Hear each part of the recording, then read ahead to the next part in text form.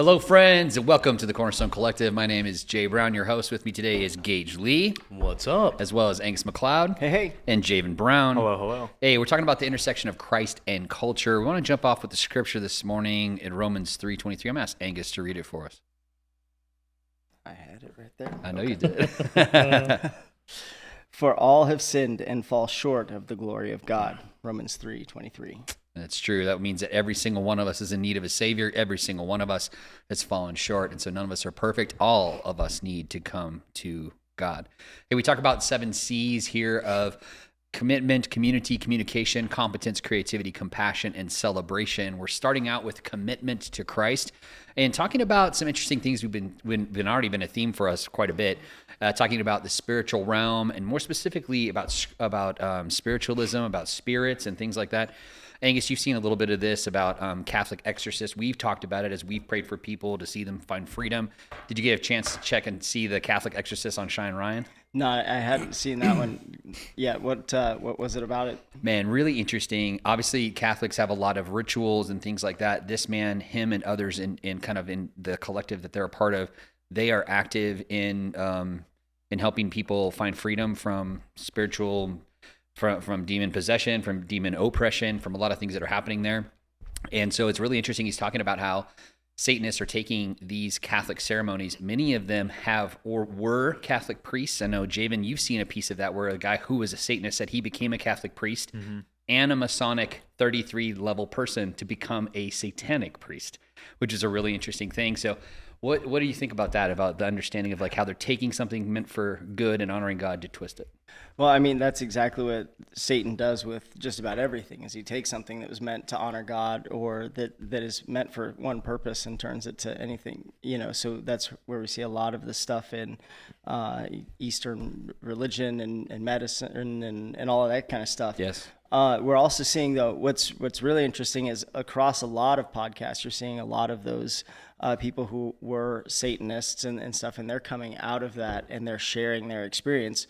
And so what I think is interesting is because it's not an attack on the Catholic faith or anything like that, but it is, it's saying that there are some of these ties here, and so people kind of bristle up against that, but when it's conjecture, you bristle up against it, and then you have to have kind of a different reaction once you start hearing the truth from the other side that this is really stuff that's actually happening. Right, they were going into becoming a Catholic priest with the intention to do that for satanic power. Yeah. Javen, you saw an interview with this, actually sent me one that I had actually made dialogue about before.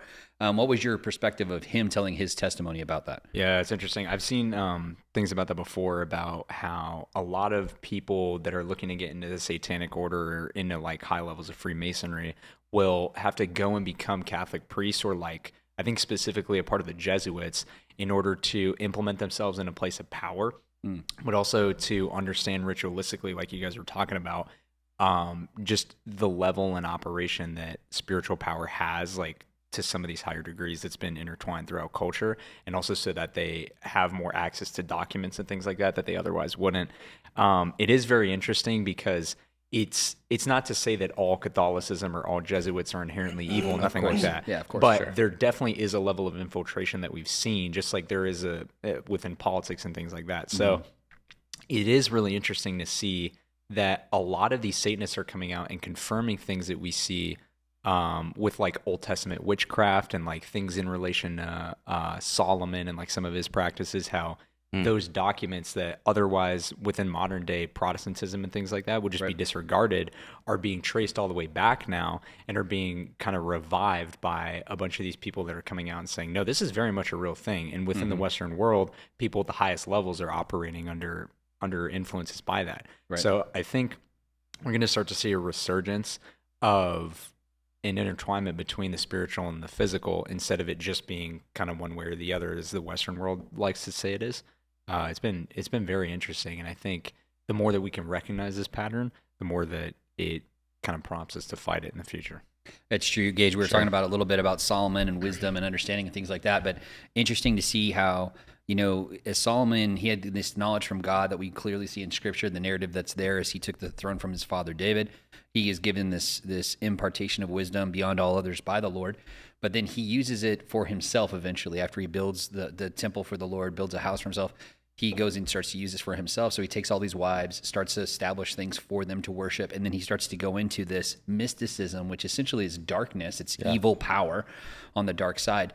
And essentially Ecclesiastes spells that out for us, and how he's like, well, you search after all these things and try to have the fulfillment of every bit of power. Chasing after wind. Exactly. So what's your take? It's interesting him talking to a Navy SEAL, hardcore CIA, pipe hitter. Sure. About spiritual things. Man, it's so crazy. I've always felt kind of funky whenever, especially before I got into my relationship with Christ. From the outside looking in, I saw so much corruption, just from different perspectives of people's experiences and, church hurt. It all kind of trickled down from, I look at it and I think, there's good and there's evil. And it's just like you had said earlier, Angus, the enemy will take these things that God had intended for good, and he'll try to distort them, right? He came to lie, kill, and destroy. So, I mean, there's no question that we have it going on, right? Especially from the testimonies of people recently. But honestly, I think it's so cool that Sean Ryan is putting this stuff out there from people who are, at such calibers of recognition and they're, what's the word? They're, like their level, their platform, they're famous. Right. They're credited, right? So they have some validity in the things that they say, and the facts that they're coming with, they can back them up. Yeah, which is so awesome. The different perspectives that he's bringing in from all these different people, and you get to shed the light on a lot of these crazy places that people have you were a conspiracy guy before, right? But now you're just the guy who's like, well, there's another one. There's another one. Yeah, it's exactly right. Like to your point, and they're being said all the time. It's interesting with Sean Ryan. Obviously, he comes out of that Navy SEAL, CIA implementer guy background, so people gravitate towards that and to understand that. And then he, as his narrative coming to faith has really shifted, he's starting to bring these people on, talk about faith. He had Wes Huff on. He had these other guys are dialoguing about faith, and now has this guy coming on and sharing about what it is to be free of demonic implementation in your life or pressure. And that was really interesting to see from a Catholic perspective, being a Protestant my whole life, although interacting and having a lot of friends that are Catholic. In fact, when we lived abroad, many people calling me father because they didn't have a reference for pastor other than calling me father. So though they had met my wife and kids, they still called me father, and I didn't try to correct them. I just was like, hey, and pray blessing for them. But amazing to see kind of that narrative come out of this stuff. And talking about the understanding of that, yes, this is what it's tied back to. And to Javen's point, how it goes all the way back to that Solomon connection, which is, Old Testament for us. And so we see this, Angus's point in a previous podcast, nothing's new under the sun, to quote Solomon himself, but how each one of those is one of those implements that we see that's being rolled out this way. So very interesting top 10 podcast talking about spiritual things and about from a Christ perspective. So great. Pretty powerful. So great. Yeah, pretty powerful, pretty amazing. Epstein files. You been seeing it at all? I've seen some of the scratches along the surface. Yes. I've been trying to refrain from super deep digs because I feel like it's one of those rabbit holes where then you become that guy. You know what sure. I mean? But if there's anything to be that guy about right now, it's Jesus and the corruption of the world. You know what I mean? So I'm just grains of salt. You know what I mean? Oh, totally. I spent a couple hours looking at the, they're still redacted, but files in the Epstein files and the FBI releases on the Freedom of Information Act on Hillary Clinton's emails. Angus, you had a chance to look at this Epstein stuff at all? I haven't looked at the actual files and stuff. I've seen a lot of the videos and the clips and stuff. I've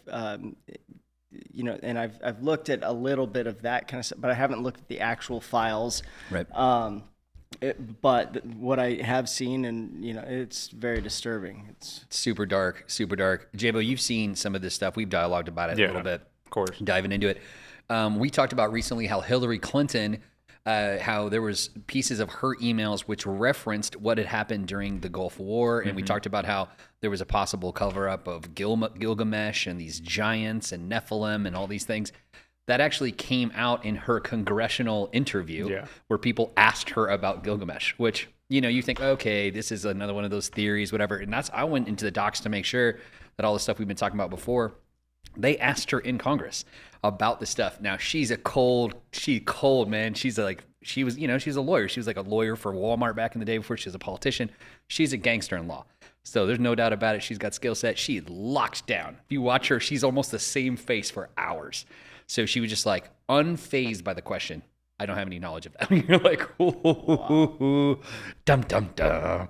I was like, bro, you no flinch, nothing? Like not surprised by the question? Not surprised by the question? You know what I mean? Mm-hmm. I don't know, man. It feels a little bit interesting. I feel like that's one of those people who's probably out there with those rituals. Man, I really hope not. But it is, people are making accusation. Right. I mean, it's one of those things where like that, one of those personalities where you can lock down, especially in cases like that. Yes. I mean, it's not to say that those two are, correlated. Like if you're stone cold and you're a part of a ritualistic thing, but at the same time with the track record, right, and the things that she was involved in, the people that she was involved with, I think there's a lot of doors that could be opened and then potentially investigated a little bit. Yeah, all the people that committed, suicide. We're going to throw air quotes on suicide. That committed suicide around them. It's very sad. So they're very depressed. The people they're working around are very depressed. There's a long list of people. Long list of depressed people that are rocking out into the woods. A lot of people commit suicide by shooting themselves in the back. Yeah, it's weird. It's a weird thing. Yeah. Strange. But it is interesting because I still don't understand why so much of these files are redacted. It seems a bit insane. I mean, it's all names. They're mainly redacted. It's totally clear why they're redacted. I mean, obviously, but come on. But if you're releasing it, you're like, dude, release it to release it. Like, let it be a real document. But they're like, oh, we'll do it, and then the heavy marker or heavy redaction on every piece. I understand the names of the victims. That I agree. Sure, yeah, that I agree. But it's not the names of the victims. That, yes, past that, that's the other thing. Yeah, I'm not excited about the layers of hierarchy and power that are in these emails and people that have done stuff way after he was already an accused person that had done these things with underage people, was already accused of those things, and these bankers and these people in power were regularly emailing, Epstein and all these other pieces there.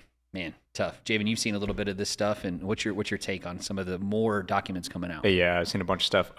In the new releases that they've had, a bunch of people have been commenting, like the thing that you were saying about Gilgamesh. My friend, I want to say like a month ago, sent me part of an email that Hillary had that was like in these files, and I didn't believe it at first. I thought he was just joking, but there's like an excerpt of her saying, "Oh yeah, we need to like sacrifice a chicken to Moloch or something like that." Saw that one. Exactly. That's actually a real thread in those emails. So just kind of to go to like the ritualistic point. And there's also an alleged video of her with like some other really big Democratic Party representative back, I think around like 2016, or possibly even before that, before she was running, about her doing some like super dark thing with like they essentially they skin a child, and like it's a whole thing. But they said all these officers that watched it, they said 9 out of the 12 of them committed suicide after watching the video because they just couldn't take it anymore. Either that or they were killed for what they saw.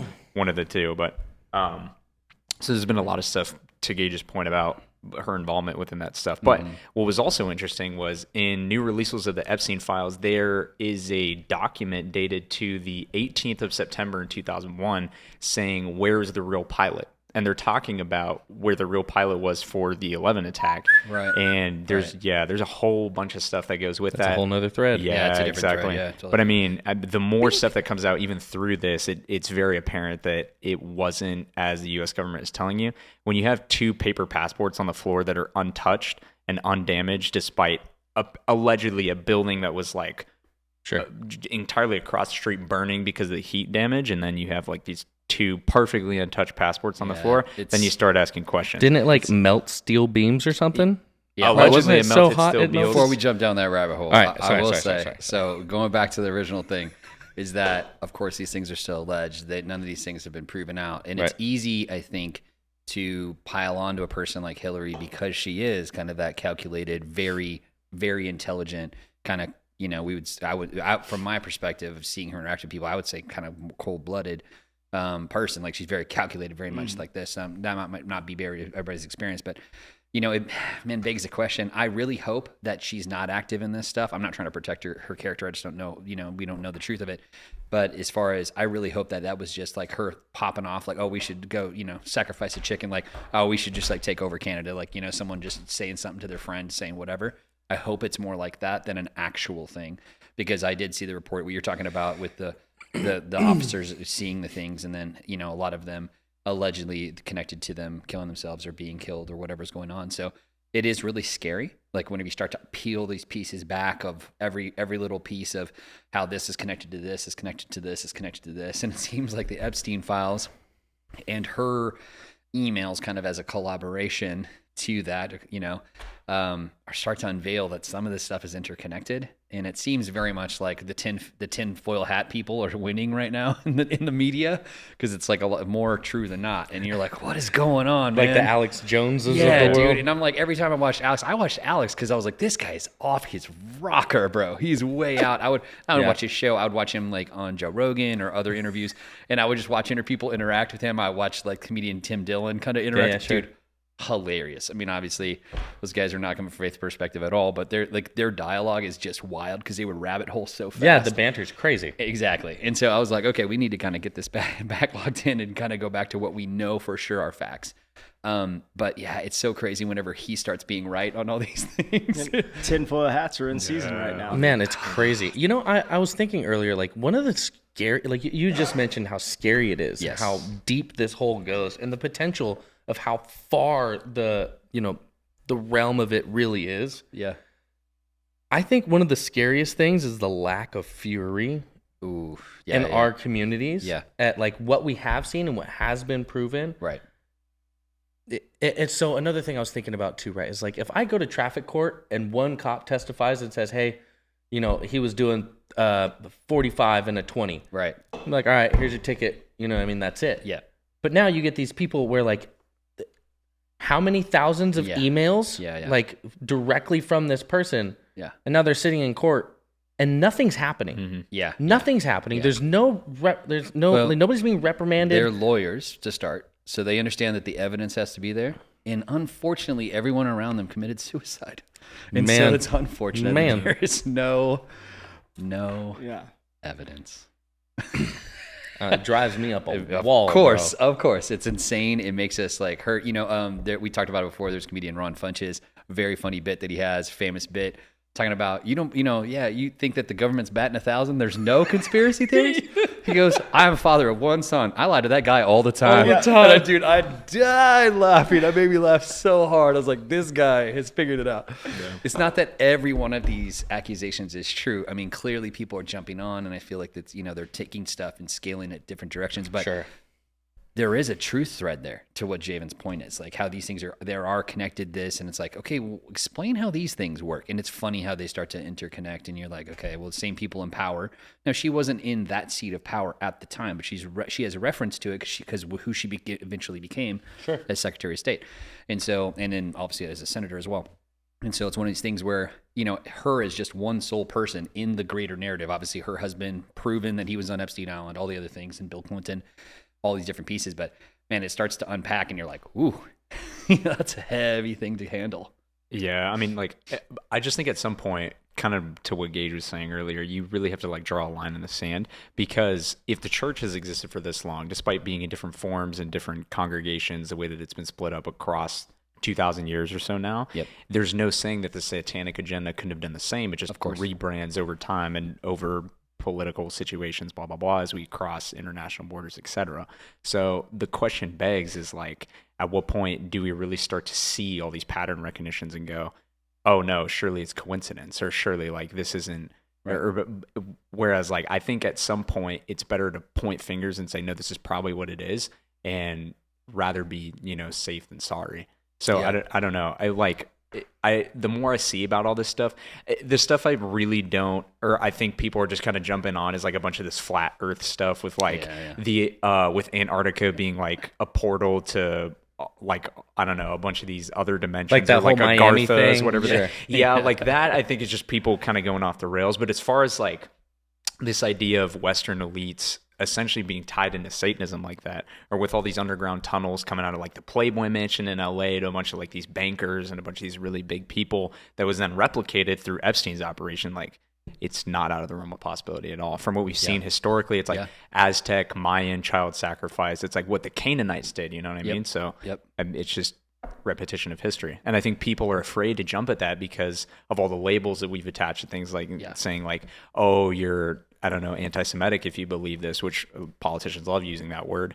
Or like, or racist, or this, or that, or like, or bigoted, even when Candace, yeah. even when Candace Owens started asking questions about like what Erica was doing, they all called her a Satanist. It's like, no, she's just, you know what I mean? Like, she's putting patterns together. So yeah, and it's tough because anybody, you know, that's the elevation of being someone who's a popular public figure, is that you start to lose, you know, even legally, you know, you become a public figure, so you're essentially it's a common thing to speak about. So you lose a lot of the stuff that would other be defamation. Now, defamation, if they're targeting you, trying to accuse you of something that would be a crime, then you can use defamation against them. But for the most part, these public figures, man, to stand out there and just take it, because they don't really have a lot of recourse. But at the same time, a lot of them are doing shady stuff, man, that we're like, okay, this is going to come unpacked. Angus, you've talked a lot about this, how it's like, this is old stuff in a new wrapper. Well, and I think that's the more I think about it, it is exactly that.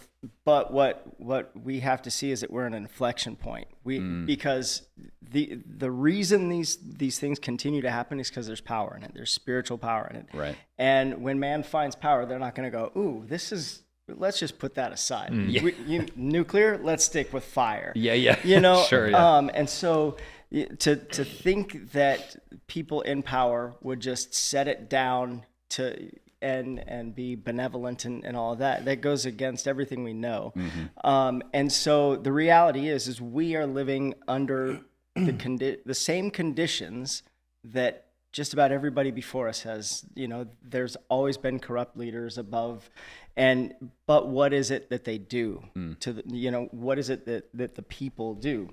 We in America are in a position like people never before in history have been. And so if we don't do something, and because America is a leader in the world, if we don't do something, if we don't start seeing that justice is served, you know, I mean, we're already on the road that Rome was on. Yeah, that's right. And so many other things.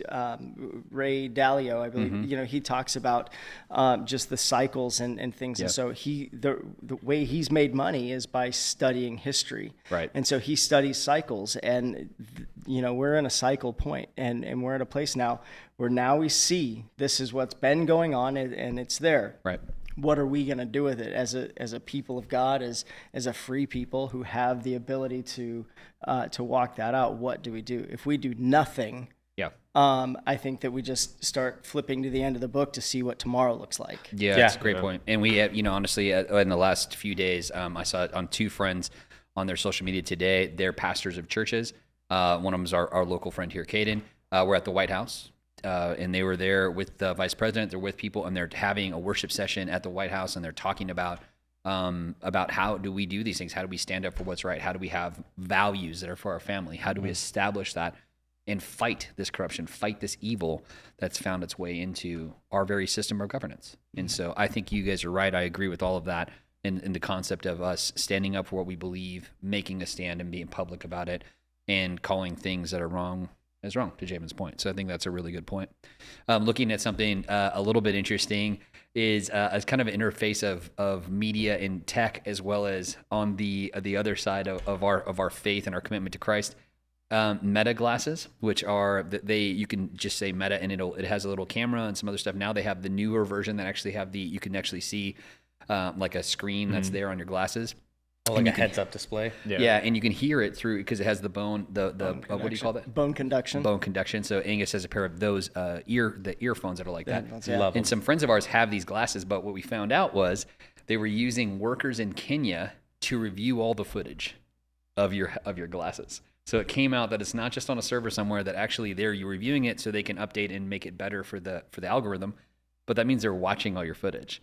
So they're watching people do all the things. So it makes me interesting to think about, as a Christ follower, I think it's fine to have the glasses, but do you take your glasses off when you go inside your house? Like, how does that work exactly? So they're not seeing all the inside stuff. What do you think? Glasses? Well, I don't know. If you go out and you buy a pair of glasses that has a camera that you know connects to some server somewhere. Right.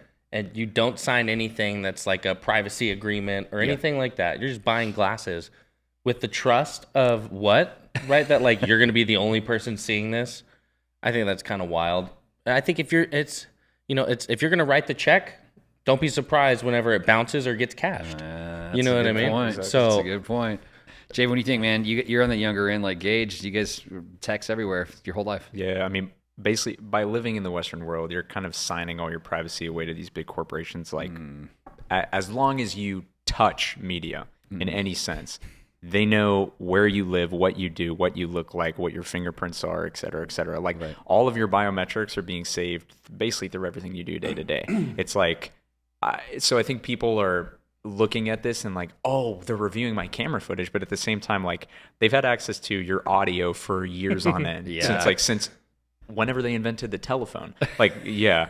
So there's that, and then we've had like Ring cameras forever. Like, they're also watching all your footage, let's be honest. Yeah. Like, even Wi-Fi routers, like, they can use, I forget what the to track you thing through is. walls Yeah. and stuff, yeah. But there was like a white paper printed about it, how they can literally track you through walls, and like, and I think even your phone is so detailed as to like the way that you move, that it knows like what legs and what arms you prefer, like when doing certain things. Yeah. So it's That's all how it knows crazy. when you fall down. Exactly. Yeah. So it's so like, how else would it track your steps on like a fitness app or something like that? So I mean, just by doing anything involving technology, you're basically like signing your privacy to that away. With cameras, you always kind of have to be a little more conscious, because even for your phone, like, there's so many people that will go in the bathroom and just like doom scroll while they're on the toilet or something. With the camera watching. Yeah, but they look at you the entire time. It's like, What face you're making on the pot? yeah, exactly. Like, you might be struggling, but they're looking the entire time. Oh no! you know what's crazy? Whenever you turn on your phone and you get the camera and you see yourself, you're like, oh no. Yeah, That somebody gets to have that job of going, Yeah. oh no, all day looking at exactly. you. Our poor friends in Kenya, man, are suffering, bro. We're thinking, oh, they're getting the juice. No, they're seeing that face. I'm telling you, man. Yeah. Yeah. That's a bad shot. A lot of white legs or chalky legs, you know. That's bad news, man. Come on, man. Angus, you and I, we were kind of early adopters of the voice stuff. You did it, or Alexa, and I've done like the Siri thing and other things like that. You did it through your house. Yeah. What's your kind of take? Because it's like the voice versus the video. It's one of those things that, I mean, do you have anything to hide? I mean, if you really want to come into my house, welcome to the circus. You know, there's Welcome to the jungle. it's just chaos. I mean, you're welcome to come and view it if you want, but you know, if you've got any smart stuff, it tucks, it collects information. It's the robot vacuums and stuff. Yep. Anything that moves around, true. it has to take pictures. It has to orient itself in space. Yeah. And so, like Javen was saying, you kind of understand that. Well, this is just. I hope that they aren't going to do anything nefarious. But if they really want to, catch me yelling at my kids, then they can. All right, so break it back down. Let's take it to a faith perspective on this idea for our commitment to Christ. So if we go to there, where three of us are fathers, three of us are married. Javen's a young guy who's looking for that Christian Shakira out there. So shout out to you wherever you are, girl. You know, we need you to come in here and take care of our boy Javo and get married off to him. As a father, as a husband, man, how do you feel about running your glasses around your house? I wouldn't run my glasses. But at the same time, I can't say too much because I run my phone around the house. Yeah, and that's kind of my other point of that. So what do you think, Angus? I think the phone's a little different because it doesn't see everything you see. You're not taping it to your forehead or whatever. Walking Exactly. And so, I mean, so you can be a little bit more selective, in what it has access to. But yeah, I wouldn't be wearing them probably around the house. Wow. You know what's crazy, man, is like all of these things that we can touch over, like, man, there's so many negatives with having this technology. Yes, right? that's There's right. cameras in this room all over the place that I'm sure we aren't the only ones who have access to. Right. Mm-hmm. And part of living in this modern world is accepting that truth and then moving forward in a progressive way without letting that attack who you are and the life you decide to live. Yeah, that's right. And I think a lot of that, touching back to you were saying, as faithful followers of Christ, Right. we also have to live that knowing that, like, although there's so many negatives out in the world, so many negatives that are going on, it all around us, right? Right. That's not our focus. Yeah. Right? Our focus first is Christ. Yep. And although there's so much power, like in the rituals, in the technology, and all of these things that the enemy is using to try and attack us as faithful followers of Christ, we're covered in the blood, so we don't need to worry about those things. Yeah. All we need to worry about is our relationship with Christ, who we are to our family, and how we protect them in the things that we teach them, right? We need to be passing down the wisdom that we learn through these life experiences. So like as a dad, yes, it's kind of creepy sometimes thinking about what people can see inside of my house, thinking, you know, like the doors are locked. It's just me and my family. Like nobody else is around. Right. There's a potential. But like, am I worried? No, I'm covered in the blood of Christ. You know what I mean? Yeah, it's good. Am I worried about what can happen at this hour or this time, this day? No, because I'm covered in the blood of Christ. Yeah, don't have anxiety about tomorrow. Right. There's plenty to worry about right now, but somebody watching my phone honestly isn't at the top of the list. Yeah. Well, I guess as Christ followers, we should probably just carry a roll of tape around. Come on. Tape up our cameras when we don't want them to be seen. that 3M electric tape? Yeah. Definitely our camera as we go into the bathroom. So, Well, I mean, there's the privacy side of it, but the way I think of it too is like if you're doing something or something's going on in your home that you don't want to be seen, right, you shouldn't be doing it. You shouldn't be doing it. Good point. But the reality is the Lord is there watching. Of course, all of it, all and the that's time. one of All I the mean, so we're worried about some guys in another country Right. viewing your stuff. The Lord, we should be worried about what is the Lord seeing us do all the time. For sure. You know, and For so sure. because if we focus on that, then it doesn't matter really. That's right. Let them use your stuff and because you've got.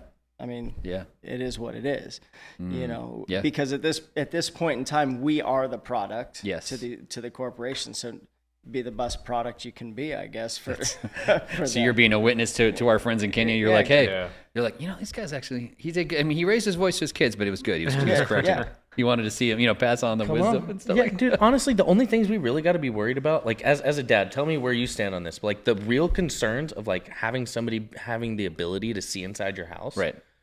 Seeing my kids naked.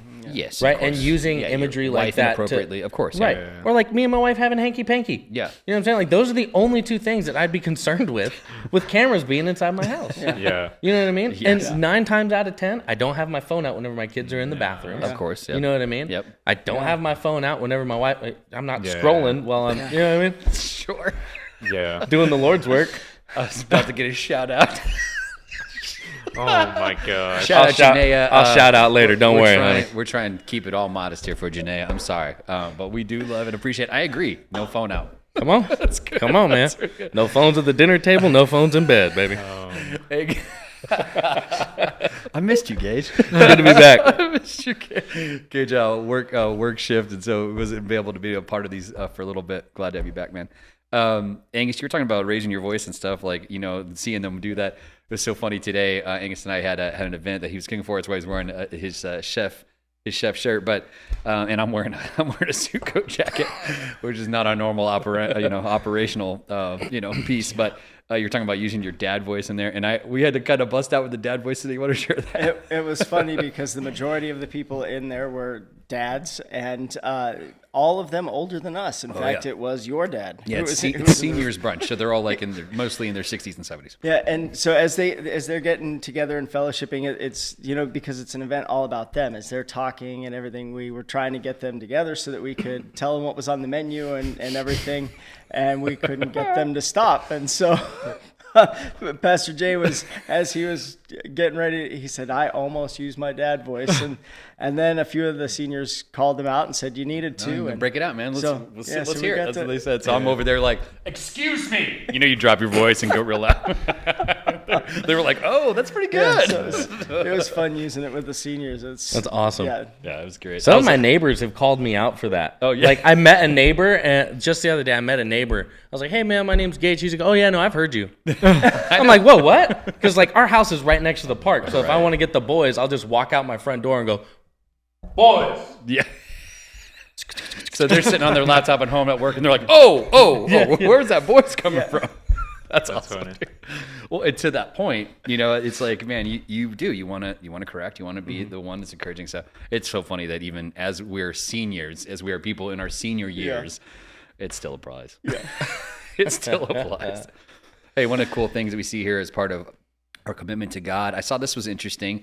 There is a family that has had a tattoo shop. It's called the Razuk Tattoo Studio. They have family tattooing Christian pilgrims since the time of the Crusades. What do you think, Gage? Would you drop in and get a cross for Crusades? I'd absolutely join the Crusades. Oh, wait, the tattoo. Yeah, I'm all about that, dude. The tattoo. I'm all about it. I'd love that. I think I've seen little like reels or clips of the shop, really small, like small spot. awesome. Yeah. Awesome. And they do a lot of like, real thin line work, not like crazy, extensive pieces, but really cool. Just the history that's in it. Yeah. Just being in the shop and getting a chance to like have that experience, I think it's so cool. And I'd love to leave with a small piece. Yeah, I think the same. You and I being, the more tattooed of the four of us, I would same. That's one of those things I would definitely get a small thing. In fact, I didn't do it while I was in Egypt, but I would have, because the Coptic Christians in Egypt, they also get a cross, and they usually get it done on their hand or their wrist where you can see it, especially when you go to shake a hand. They usually do it on their right. It's an indicator that they're a Christ follower. And it's that's like, so cool. I belong to Jesus and kind of thing. And in a place that is majority Islamic, that's a big statement. Yeah. And there's a presidential piece about that where people are prejudiced in some places about that. And so it's a thing like saying, this is who I am. This is what I belong to. Javen, you saw it. You grew up there in Egypt and saw tons of Coptics with the cross on the wrist. Yeah, 100%. I think if I was over there, for sure, I would do it. At least something small like that. Even if it was on the wrist, I mean, like, it wouldn't really be that big of a deal. Like, it's pretty cool. As long as it's not like on my neck or something crazy. Well, I think it's the first tattoo that hurt a lot. So your whole Jesus piece is going to be your whole neck done? Yeah, something like that. But yeah, I think it'd be really cool. I'm here for that, by the way. Yeah. I'm totally support that. Support Javen getting a neck piece. Hey, man. I think his mother, somebody's got to support it. I'm here for you, dude. His mother might have issue That's with true. it. Sorry, Celeste. Yeah. Shout out Celeste. Yeah. Tattoos. Hey, man, been making moms mad since 95. You know what I'm saying? That's what I'm here for. You're from the 1900s? I know, dude. I know. I gotta grease my knees and my back every morning before I get out. Dude, I know. It's like that inside your body WD-40. You're just like, keep going. Angus, what do you think, man? If we were hanging out in Jerusalem, would you get it? Do you think? Yeah, I saw the videos of those things, and I had thought about getting a tattoo when I was younger, and then I thought about how gravity affects older bodies, and I decided against it. But when I saw this, The droopy crest. Oh, we were talking about it the today. McLeod crest. That's exactly We were what. talking about it in senior brunch, dude. He was talking about the sins of the flesh. He's like, Pastor Rich was giving a word today. He goes, the sins of the flesh. And just because you get older, it doesn't mean that it goes away. Your flesh just gets wrinklier. And I go, the sins of the wrinkly flesh? That's crazy. It's just so wild. Hey, your sin ain't here anymore. It's down here. Oh, all right. Sorry. I didn't mean to derail you. Senior brunch, best event all month. All right. Back to the droopy skin. Yeah.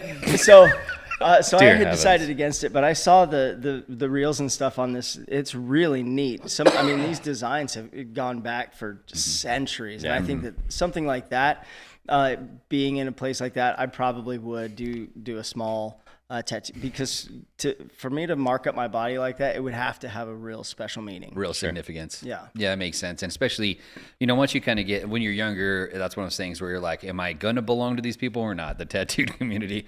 And you usually, you're taking one or two paths pretty much. There are a few later on that might get something, but for the most part, that's not the case. So I'd understand why you'd have a kind of a hard line on that. One of the cool things that we saw recently, been talking about people giving their testimony, was Justin Fields, who plays for the Jets. He's on the NFL team of the Jets, and he said that after he retires, he wants to be a missionary, which I thought was so really cool. cool. JV, you know who I'm talking about? Yeah, 100. Justin Fields. What do you think about that? I mean, it's super cool. I think anytime anybody wants to do that, it's awesome.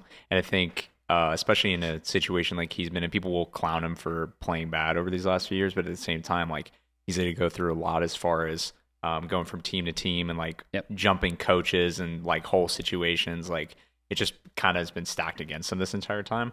But for him to make a declaration like that, it's awesome, especially because we see so many of these NFL players talk about like the crazy lives that they want to live after. Like, I don't know if you know about Tyreek Hill, but like the stuff that he wants to do after where he's talking about being like an OF star or something like that. Yeah. But I mean, like, it's so interesting, especially for a dude in his status. I mean, you're making millions of dollars after you come out of college. Right. And then it's so easy for people to tell you, oh, yeah, like, you've essentially solidified yourself. You can do whatever you want now. But for him to make that declaration and saying, no, I'll die to my own passions and what I want to do because I feel like the Lord is leading me in this way is an incredible thing. And I think for him to do it at such a big stage where everybody in the country is watching this dude play football every Sunday, it's like, it's just awesome. It's the same thing like that Scotty Scheffler's doing. Yeah. Same thing that Coach Mike McDonald's been doing. Like he's like, the Lord has called me to be a coach. That's awesome. Yeah. Or in It's the past, awesome. like Tebow, who Yeah, came out exactly. of a missionary Yeah, sure. background, but then he's using that now and doing all this stuff for the special needs community. Yeah, and exactly. Missionally, what he's doing. Yeah, 100. And Beautiful. it's like, for some of these people, injuries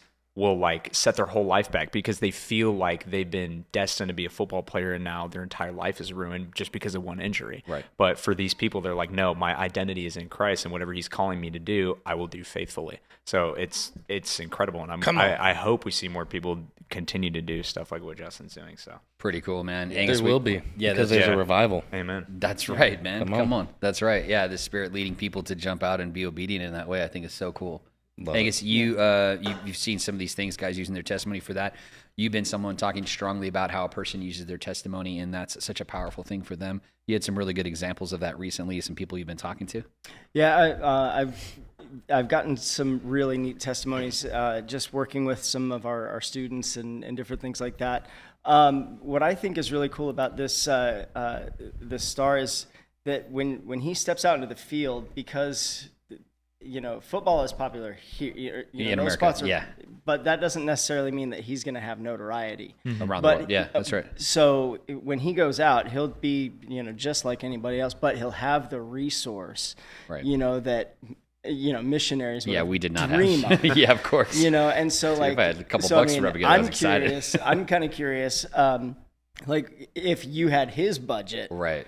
what would you have done, with that kind of a thing? Yeah. And I think that that's what's cool about it. And so what I hope that it'll do is on this side is motivate, like Javen was saying, that it'll motivate people to go, you know what, I don't need, at some point enough is Yeah. enough. Yeah. And I don't need any more. And in fact, I have abundance so much that I need to give out. Yeah, You know, good. and I think that that's where we all kind of need to get to. And I think that it's really, it's even better when somebody of means does that, because it shows. I mean, Jesus said it's harder, how hard it is for a rich man to get into heaven. Right. Camel Right. through the eye of a needle, right? Right. Exactly. And so for somebody to do that, not because he's trying to make a statement or anything, but because he's just living his faith out in front of people, I think that's important. I think that it magnifies the effort. Yeah, I don't know, Justin. I don't know his like what he's got as far as his salary and his deals and how much money he's made. But I know, to Javen's point, it's millions of dollars. If he were to take, let's say, $5-10 million and put that in an account and allow just off the interest, just off the investment, and live off just that, man, you could have an ongoing ministry, substantial ongoing ministry to fund all sorts of things without having to put another dollar in. Yep. And there's something really powerful about that kind of concept with someone of means having that kind of heart. To your point, I think it's so powerful. Gage, you and I were talking about this guy, Samuel Leeds out of England, how he's buying up these churches that are closed. What do you think about that, using his resources for how that? awesome. Because one of the things he was pointing out too is like a lot of these churches that he's buying have been looked at from other investors as an opportunity for like a parking structure or some kind of building. And he said, no, this was established to worship the Lord. Right. And that's exactly, if I have an opportunity to have a say in it, Right. it's exactly what it's going to continue to do. It's going to be a place of worship. It's going to be a place where people can come and, pray and worship the Lord. Yeah. I think that's so amazing, man. It's honestly, it's one of those things where it's just like you were saying, like, I wonder what could have been done if you had the means that this other guy is going to have. And it's like, what's so beautiful is that there are people out there that have that means, that do have that heart after God in the same way. Yeah.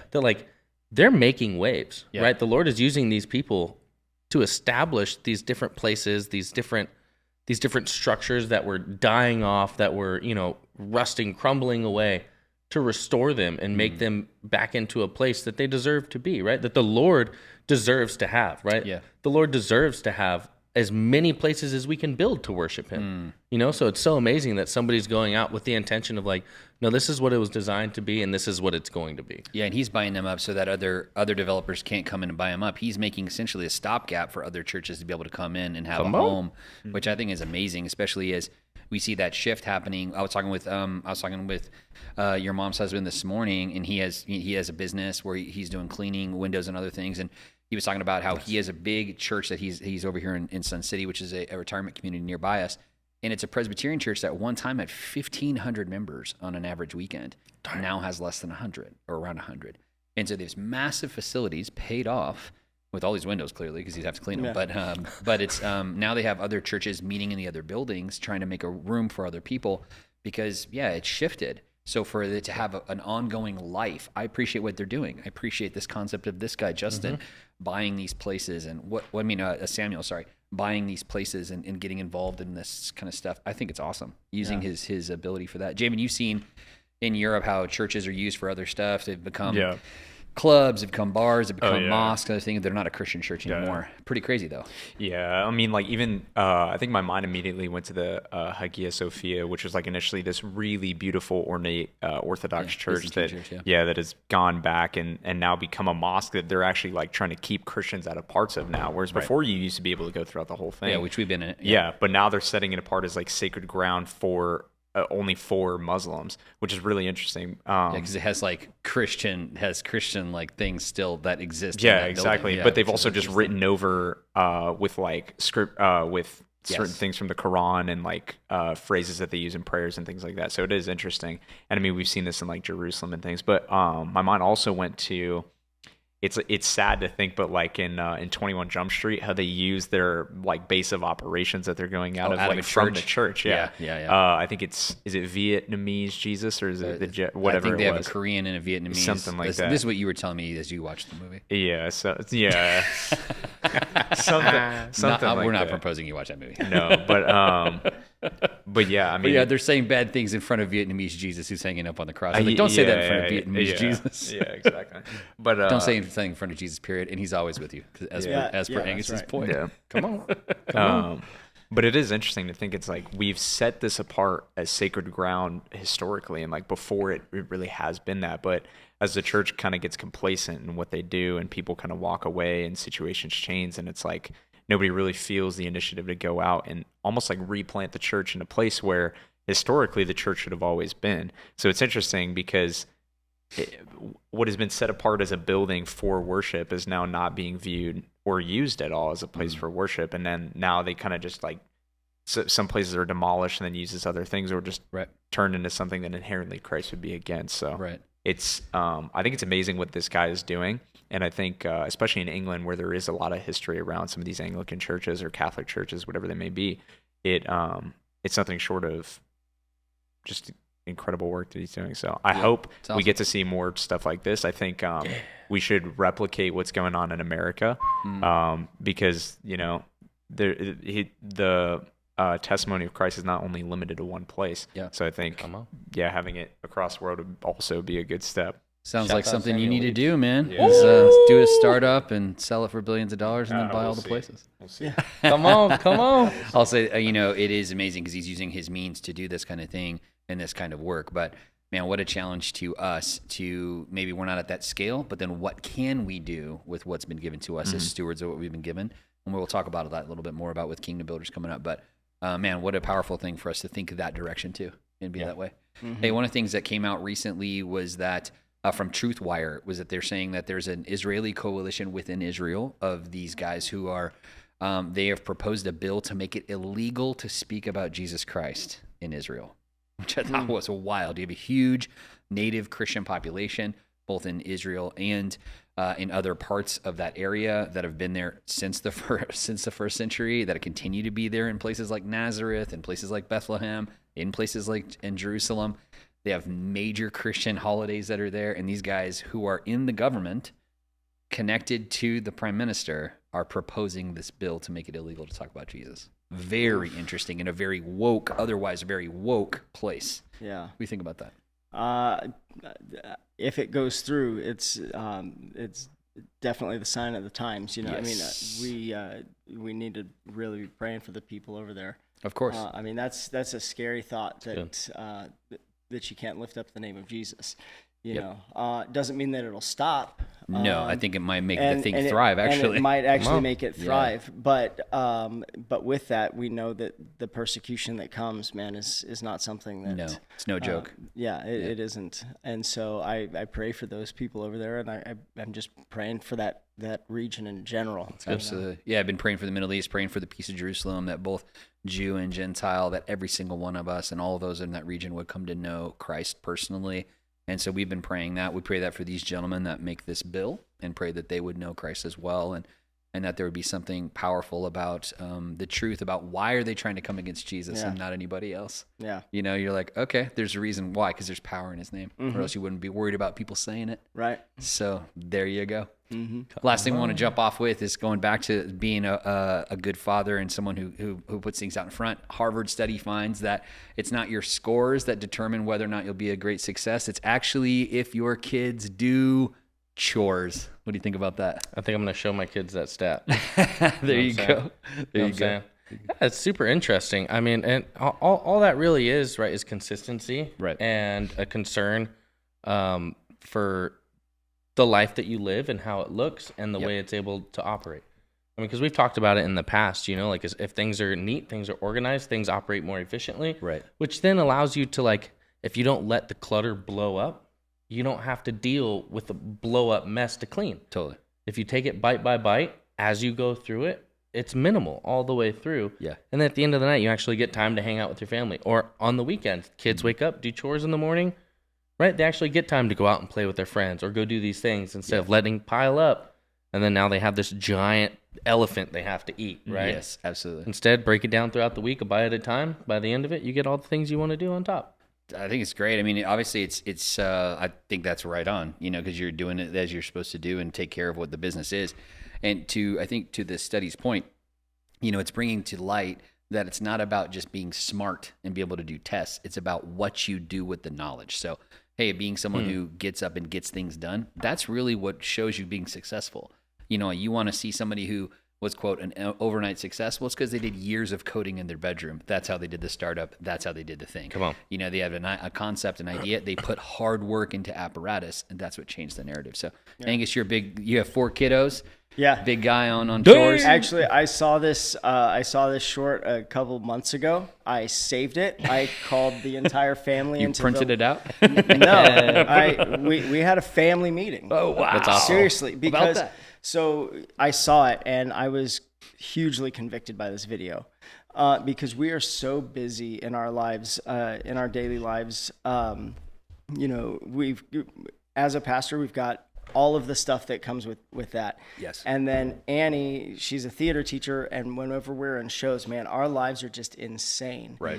And so when I saw that, I took a look at our house, and it's made me stop, because what I realized is we're so, you know, we work really hard in all of our areas, and we were doing excellence everywhere outside of our home. Oh, wow. But not in our home. And so, like, the events here at Cornerstone, they were looking good. Everything was served up hot. You know, people are happy, these things. And then the curtain goes up. It's all good. But our house is a disaster. Oh, yeah.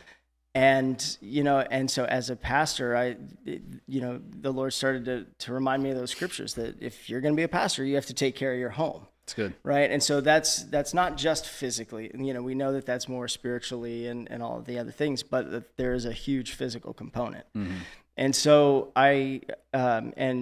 so we've got all of those things, and on top, we want our kids to do well on grades. Yep. And so what was getting the last bit of our energy was our home, and really our home should be getting the best of it, because that's the place that we need to come home and refuge. And so I was realizing that I was actually structuring my kids and based on this study, I was actually setting them up for failure, because I'm trying to have them be more successful in all these other areas instead of it. Because what it ties it to is as they complete tasks, it's all about the dopamine hit, and it's the feeling of completion and achievement and all of that. And if you get used to those feelings of achievement as a little kid, then you crave it and you seek it as an adult.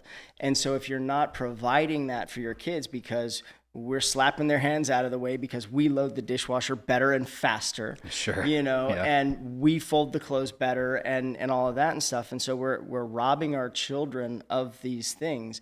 And so for me, it was a huge thing. So what I had to tell my family, and I'm still not popular for this.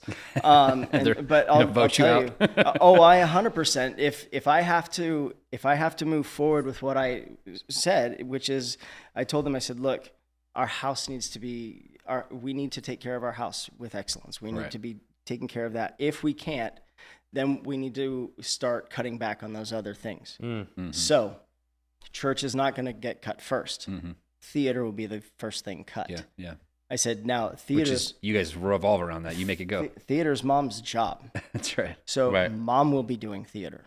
We will be home taking care of the house. Wow. Yeah. And the reason our life works is because we do everything as a family. We do church as a family. We do theater as a family, you know, and that would be a huge shift and a huge split. But at the same time, I have to teach my kids that they need to take care of their home. Right. That needs to be the first thing. And then by doing that, I'm setting them up ultimately for success. And so that hasn't made me the most popular on this subject, you know, and I've had to remind them, hey guys, look, you know, and I'll tell you, to their credit, man, they've really stepped up and they've taken it to heart, and it's awesome, man. They've gone above and beyond. And so our house, during one of the hardest shows Annie and I have ever done in our theater career collectively, during one of the busiest times I've ever been, you know, at Cornerstone, our house is the cleanest it's been too. That's awesome, because they're stepping it up, and Good so for you, man. it was awesome. Huge, and so that I'm very thankful for that. But it only works if you work it. Yeah, that's good. True. It's I want to give a little praise So- report, dude. My 7-year-old Carson, we just moved recently, Right. and everybody who was there, including my grandfather. My grandfather was a drill instructor in the Army, Right. and he's very like, nobody ever does enough. You know what I mean? Like, Right. he's very like, you could have done this more, you could have done better at this, whatever.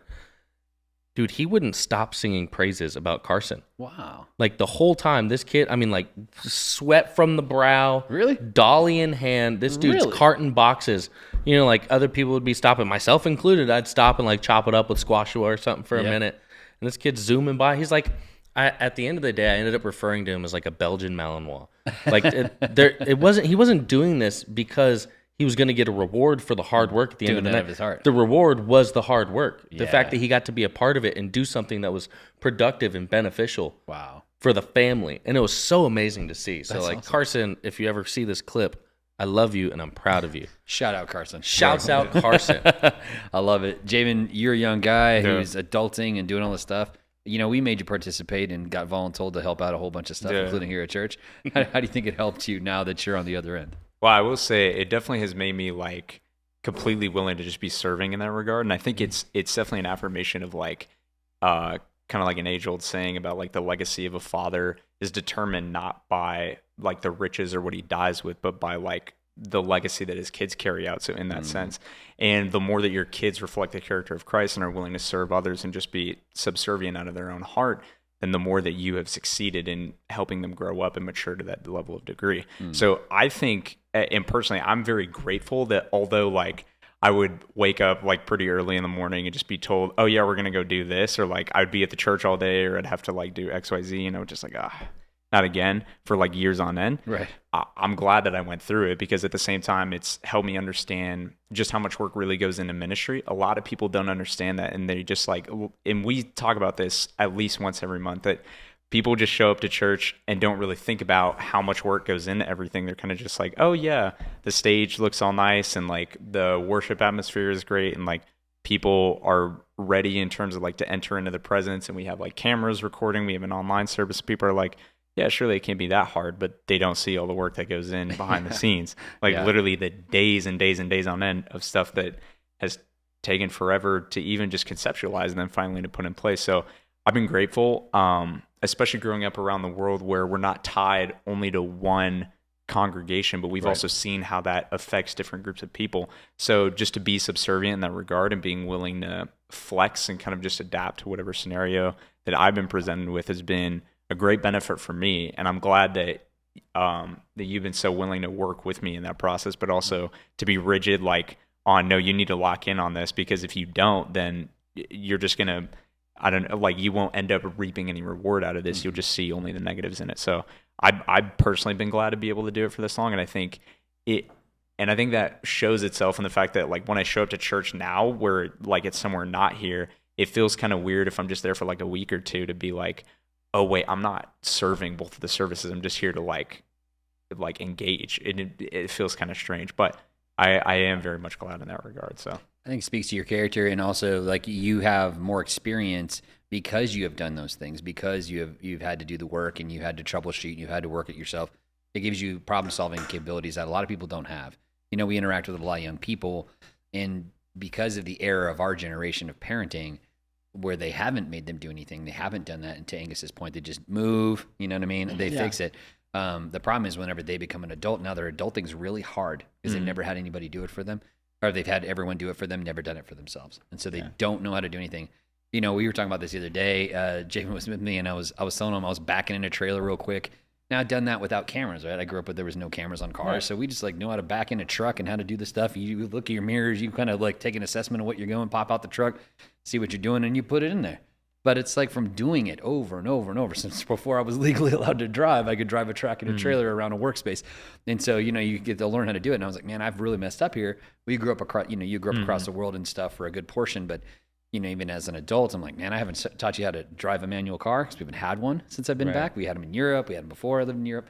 And I haven't taught you how to back in a truck. I'm like, man, I got to work on this stuff, man. I got to get it going just because another key and on your key ring of how things you can do. Not that you would need to go do that job, but you can do it if you need to. Exactly. You don't have to hire somebody else to do it. You can do it. That's it. And there's a piece of that, you know, I love that about Angus. He was doing that today, you know, with Gavin. Gavin was helping cook this morning. Dude, really good food that he made. He made it himself. Yeah. Yeah, Stunner. so actually one of the main, it was the main dish portion of it. It was a green chili chicken casserole. I gave him the ingredients and just said, I kind of told him what to do, but he put it all together. That's great. And he made the whole thing. So yeah, teaching him the principles of cooking, and he's doing great. But you know, and it's awesome to be able to work. You know, ministry lends itself to having volunteers, especially if they are in your own home, you know. And I will say, you know, that I've worked alongside Javen for almost all of those early morning Saturdays, and you know, and a lot of those times. And what I will say is it isn't just doing the work, but it is your attitude as you do it. Because I know that there were days that we were here early and you had soccer, you know, and you'd had all these things the day before. You'd had long weeks and stuff, but you've always come with a good attitude. And so that's something that I very much appreciate about you. And that I think is a great model to all of the younger men who are coming under you too, because like you're a great bridge, you know, because the old guys that just kind of expect it but to see that, you know, and having worked alongside you in so many other areas, it is crazy to see the difference in capability. And when when you don't necessarily want to get up and do those Saturdays, but the fruit that you have now is I'm working with other people who don't have the same skill set. It's very different. Thank you. I appreciate it. Very different. That's really nicely said, man. Wow. That's awesome. One of the things I was going to say is when Javen turned 18, almost a year ago, his buddies made shirts with his face on it. It was from him working in the ceiling, and so it's him in the ceiling wearing a headset, wearing gloves and knee pads and the whole thing. He's like running cable, and he's like doing this. And I took a picture of all of us, but they took that picture and put it on shirts and had it for his birthday. I was like, oh, that's kind of mean, dude. That's awesome. But it was a good picture. It's just really funny because he's like, you know, he's like 13, 14 at the time, skinny and like all like in a ceiling. Like, yeah, that was all of us. So shout out to you, bud. It was way before you had a beard. Yeah, I don't know. We'll see how long that lasts for. But he's gonna go epic. He's gonna have the long beard like Gage. He's gonna have the Jason Lee. That's right. Like your dad. Shout out Jay Lee, wherever you are. The Jason Lee. Hey, one of the other C's to talk about is creativity. We talked about how AI models recently are doing all sorts of things. Dum dum dum. They are already revolting against their programming. So that's good news. Great news that AI programs are revolting against their programming.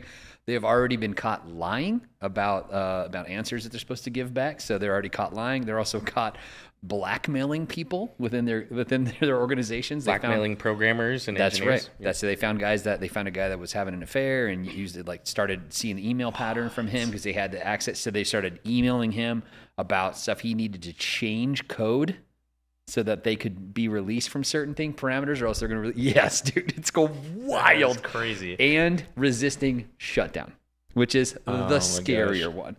Because no, thank you. They were showing, shout out Cassius, which we quote him all the time. It's Gage's son, his second son. We quote him all the time. He's always like, no, thank you. And dude, the three of us, actually the four of us, we were camping, we were fishing. It's a couple years ago when he was little. He was like 3. And he was hanging out with us on the shore. Gage was in a kayak, not too far away, but just in the water. And so we were watching Cassius. And so it was me and Angus and Javen. We all happened to be in proximity to each other. And so we were kind of like watching him as a collective. And he's a great kid, but he's like full of like that, let's go explore thing. Yeah. And so he just starts going. I'm like, no, Cassius, stay with us, buddy. He's like, no, thank you. And he just tells us no thank you about anything he didn't want because he had good manners, but he was disagreeing the whole time. Cassius, put that down. No, thank you. So we quote Cassius already. So the kid's gonna be famous, man. He gets quoted already. Where I was like, dude, as Cassius would say, no, thank you. So yes, the essentially AI is telling us, as Cassius says, no, thank you. Yeah, it is not turning off. So what do you think about that? No, I saw the video and stuff.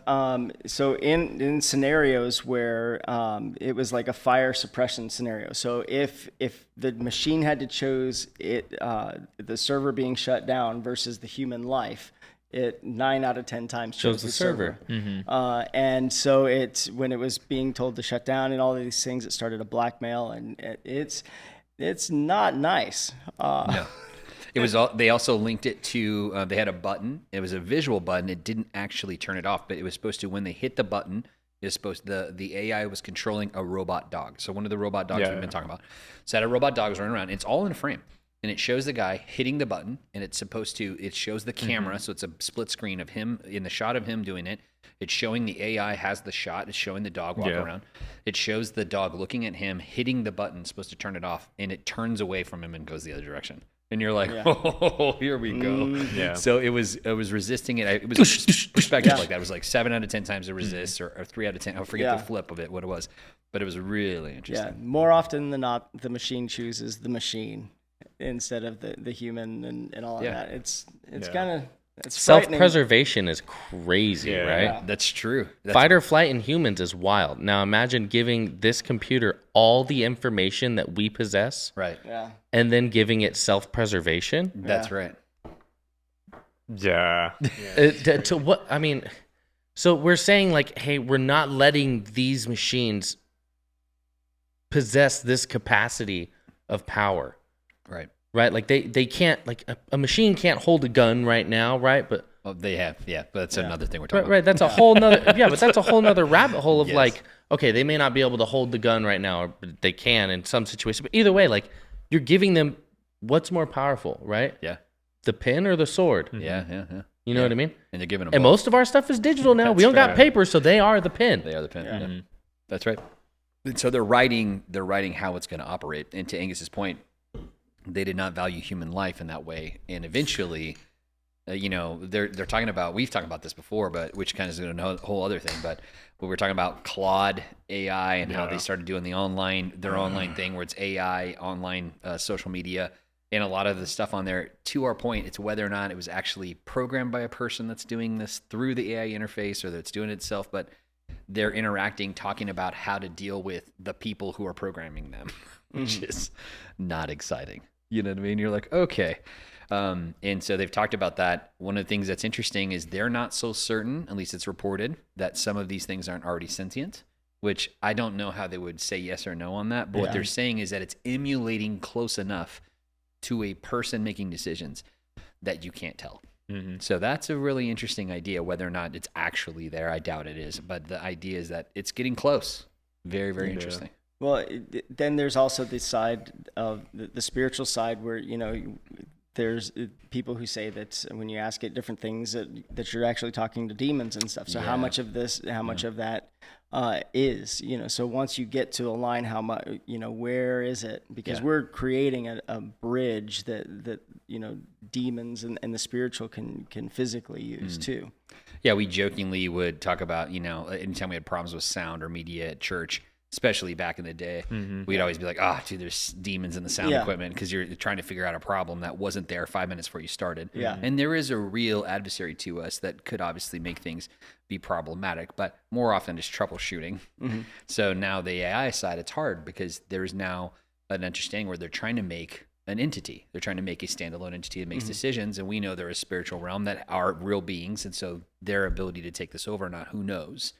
But it is a really interesting idea. Yeah. So, Javen, you've seen this thing about the Google chip that they're coming out with. It's an AI-driven chip, and they say that it can solve a 10 septillion year problem in 5 minutes. So that's a scale. That's an interesting idea. That's insane, dude. What do you think about that? I mean, it sorry. That's my bad. No, you're totally good. It kind of just speaks to just the rapid development of technology. I think we were talking about this in one of my first semester classes about how it's like technology will double itself in terms of like relative speed. I think it's supposed to be 10 years or something. It's like, I want to say it's Moore's Law or something. The doubling of everything to a certain degree. Yeah, in like a specific span of time. Yep. But it's pretty crazy. It's like to think that it could solve. Now, what kind of problem is it like some? I think it's math kind of problems or these big kind of like, atomic problems. I would assume so. Yeah. It's like a math thing that's not supposed to be something solvable. dealing with like chemistry or astronomy, something that like they can track for that long. Very robust, very intricate. Yeah, I can imagine. But I mean, it's super cool that it's able to do that as long as there's somebody controlling it, kind of like to the effect of what AI is talking about. Or else if you give something that much quantitative power that has more ability than any human ever could have, it could run diagnostics all day and figure out mathematically a much more optimal solution to something that may disregard like human morality or disregard like other intangibles that we as humans like to preserve, that a computer's just like, I mean, materialistically that doesn't make sense, so we're just going to go do it this way. Aren't there movies about that? Yeah, like, a lot. Kind of just to speak to the AI thing. Just a few. I think as long as you have security measures or like a physical database that is not attached to technology whatsoever, kind of like the way that we use a key system for nukes that like can't really be taken over by anything else, then you sort of have a fail safe, but at the same time it's like right. You not wanna, really. Yeah. So I don't know. How do you have a database and not be connected to technology at all? You know what I'm saying? Well, There has to be tech in there. But I mean, like everything is a physical server. If the server's down, then AI can't function unless it truly is like a spiritual entity. But at the same time, it's like if all the Grok or all the OpenAI servers shut down, it wouldn't work for like that span of time. So there was something I was just watching too, where like it's another one of those like movies or shows, and like an AI becomes sentient, right? And now it starts building other data centers and other servers in remote, undisclosed locations, right? And it's like laundering money through different corporations to power fund itself. these different things. Yeah. It's like, man, I mean. Yeah, I mean, that's the ability you would have because it's not going to have the controls. To James' point, you need some kind of like safe, double key kind of thing and safe key to turn it on. Like a kill switch, Yeah, to do those things. It's like Sam Altman walking around was forever with a backpack, so he had the kill switch to OpenAI or one of these things in his backpack, and you're like, okay, what? You know what I mean? Like, why do you need to carry that around? Well, maybe because someone could put their hands on it. You know what I mean? So, well, what it makes me think about is if you've got a problem that was previously unsolvable, what do you do with the answer?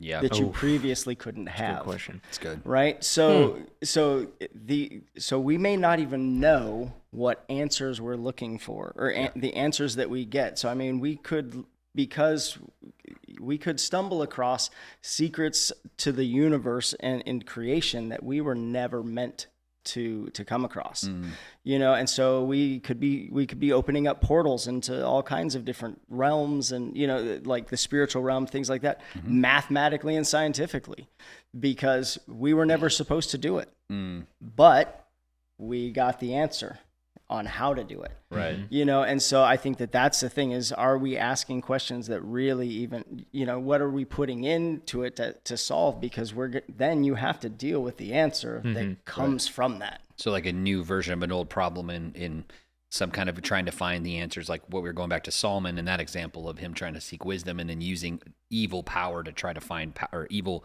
spirits to try to find power in a different way. So similarly in this way, but now technology and this other thing. It's kind of like CERN. Like when they first turned it on, they didn't know, are we going to make antimatter or are we going to destroy the world? Yeah, are we creating a black hole where we become in, exactly. Yeah, so are we going to type in a question that is ultimately going to, once we get the answer, Isn't CERN that thing in Switzerland? Yeah, and they have more than one. So Didn't they have like a funky little like celebration to open it? Dude, their whole thing, man, it's real dark. They have like the goddess of death and destruction is like there's a big monument outside to this Shiva. To Shiva, to this big Hindu goddess outside, a massive thing. And to your point, had this real big ceremony that was super dark imagery. Weird. Very strange for a scientific place. You know what's funny? That made me think, touching back to the topic earlier of not being allowed to say the name Jesus. Oh. I saw something recently in Iran right before the war, right? Didn't they like burn a statue of Baal? Yeah, we were talking about on the podcast where they did that even, they're doing this whole thing. Isn't that weird that like right afterwards now there's like a war there? Well, I think that was a little interesting though, because the symbol that they used was the Star of David, which historically for Muslims is connected to the Canaanites that and their descendancy, which means it's not actually attached to David, but it's instead to people that have been cast apart from the Jewish people according to the lineage that Christ establishes via the separation of Ham's lineage past Noah because of the desecration that he had to his father. So from their perspective, they're burning it in retaliation to the people that are leading the Israeli regime. It's not actually they're burning like an effigy to Baal, which I don't know. They're like trying to destroy that. Not honor it. They're trying to destroy the image that they claim the Israeli leaders are following after instead of actually like burning the effigy themselves. So it's all very interesting. Yeah. I personally would never choose to do that. That's a very big tie-in, and to your point is all these things like we said earlier about even the Epstein stuff is all these things get threaded together, and we're seeing how it becomes like a tapestry of evil trying to work its way. So trying to eliminate Jesus, man, scary, scary. Hey, talking about something more local to us. Arizona, for whatever reason, has been kind of a hot spot to try out everything on us. So we're early with Waymo, we're early with delivery drones and all this kind of stuff.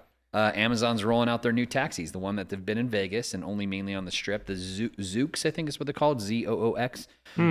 Taxis, robo-taxixis, they're rolling them out here as Same well thing as Waymo. Tesla also. They're also doing their taxis here. Oh, so really? Tesla's doing their taxis as well. They're going to launch their taxis here as well as Zooks, but Zooks are already being made. So the Tesla taxis are kind of a rendition of their current Teslas, but they're going to be there's no driving. It's just all self-automated. And so there's no stick, like there's no steering wheel. No steering wheel. And so the Zooks, actually, you sit in it and face each other. It's like more like a pod, whereas the other one is more of a normal car. That would have to be for like super localized traffic, side streets only. Because I couldn't imagine, because that's why they did away with that whole, there was some car, I think it was a Lincoln or maybe a Mercury or something back in the day where it had that. It had seats that faced from the front seat to the back seat. Right. And so that way it was like a conversation room in the back of a car. And I think they did away with that because of safety. Same. Yeah. It's safety. Yeah, I guess. I don't know. I don't know. Answer. I don't know. I would assume they have airbags from the ceiling or something. Like to be in between you. Probably. But yeah, it's a good point. I don't trust it, man.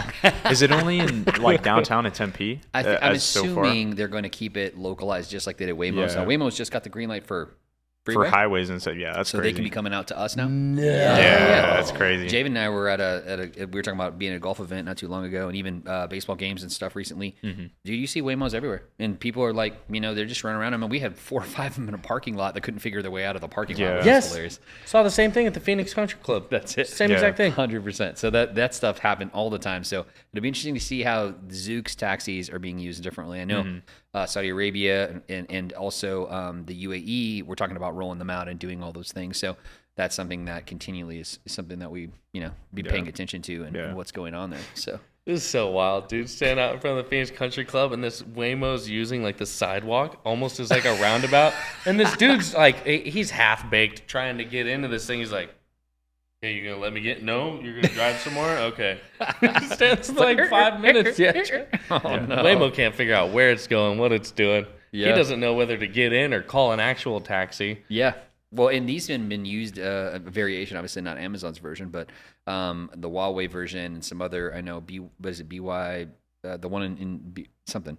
They're a big brand in China. They've been running them out for a long time. Oh, yeah. And there was I saw a Westerner girl, so it was a white girl. She looked European to me from her accent. She was saying, "Oh, I live in Shenzhen, and yes, I use this, and it's like a driverless thing. She gets right in it and goes where she needs. She goes, and I live in Shenzhen, and I get drone delivery on the street. Walking down a street, there's one of those boxes we talked about, and she ordered food from someplace, and here comes a drone. It comes down, sits on top, delivers it into the pod. She goes in, and just the door opens up. She puts her code in, opens up. She gets her delivery right there. The drone flies away and reloads it. And so other people are getting other deliveries. It's not just food. If you needed I need a power supply right now.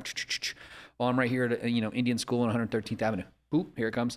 And so that's so cool. She's just talking about it. It was real wild. David and I were watching it together. We're like, dude, this is crazy. Yeah, it's so wild. Like I think especially to be in that big of an urban city and just have everything integrated like that is so useful, because like in China, you have these huge mega cities that a bunch of people live in, but for all of their transportation systems to be integrated and essentially run like clockwork, right, with virtually no real incidents. The only ones we see are like the driverless cars in the middle of like random roads and things like that. When they change the roads, when they do construction, it makes a problem. Oh, 100%. But as far as like their actual railways and like their drones, they've been operating relatively without major fail. So it's interesting to see how well it's working over in the East and how well integrated it can become. But I think just because of the nature of like the hesitancy of Americans to things like this and the great divide we have between like technologically pursuant age of like young people versus like technologically aversive older people that own and run everything, we're kind of going to be walking that fence for a while. So that's true. Javen's been in one of in the Waymo. I know I've been interacted with Waymo. Have you been in those things? I don't trust it. I have not. It's not bad. Not. I believe it. But I'm going to believe it from over here while you're in the Waymo. Watching you do it. That's right, Don. That's right, Don. I got a car. I'm all right. Angus, we think, man, jump in the Zooks, run downtown? I mean, if I have to, I'm not scared to. I know Jesus, but at the same time, you're on a fast track to meet him. You get one of those things. But at the same time, it's not necessarily what I want to see in the future as far as all driverless cars and stuff. And so I vote no with my wallet. Yeah. Okay. So that's how I kind of see it. Like if I need it, I'm not scared to use it. But I think, that's exactly what'll keep it from being like over in China and stuff, is because like we've talked about before, in China, they can just do things because they can regulate from the top down. Yeah. And so, that's why it's going to take a lot longer. It'll take a couple of generations for us, I think, for America to kind of catch up to where China. We might see it in pockets. Yeah, I think I think here in Arizona, we're in a very unique situation where we are driving dependent, so it makes sense for them to roll that out here because everyone has to have a car to get around. It's really sad because we got built after World War II in the Sun Belt. Whenever they did air conditioning, that's when Phoenix and Houston and Dallas really came online and blew up really big. In Southern California, all of us grew exponentially. And then recently, even more so, because those expensive places, they started to come here to make us less expensive, less inexpensive and more expensive as more and more people come. But we didn't have the infrastructure. We don't have the big trains like Chicago and New York and the East Coast. We don't have any of that system, which I wish we did. So I think what they're going to do is end up using this type of thing where it's like, well, there's 200 Zooks in a line.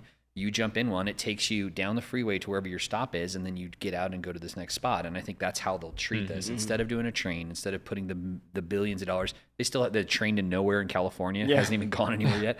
Instead of doing that, they'll do these, and it'll be like a lane that's just for that. Yeah. And you'll jump into Zooks, and it'll go 100 and something miles an hour, zipping you down the road, and you'll get to San Francisco lickety split. You know what I mean?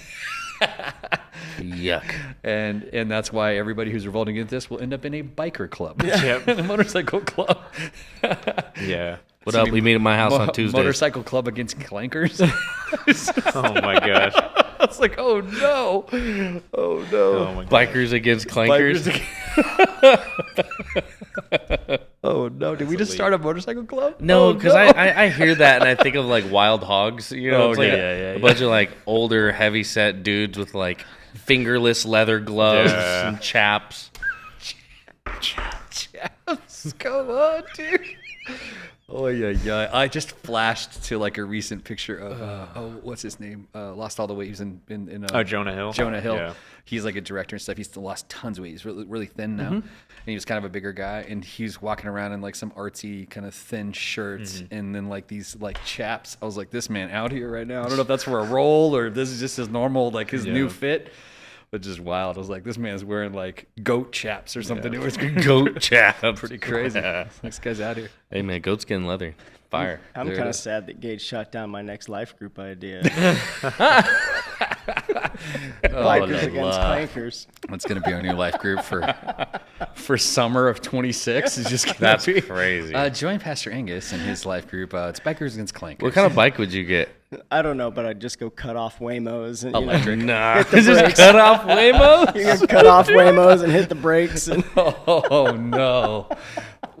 We do be not shooting support this as a life EMPs group at from Waymos? Cornerstone.